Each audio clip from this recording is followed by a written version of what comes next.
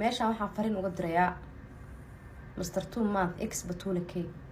waxaan leeyahay baraada qaladka ugu weynaa noloshaada maanta gashay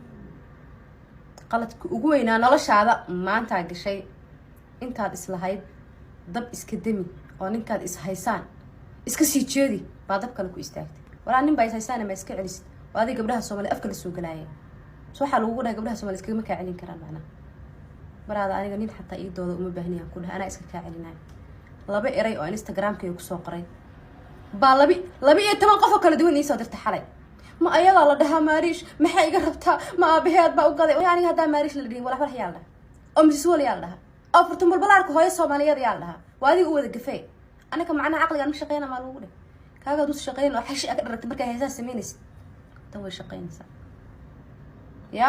bishan kaliya laba albaab khaldan garaacday iska warqab baa ku dhihi lahaa meeshaan lagu ma talagelin break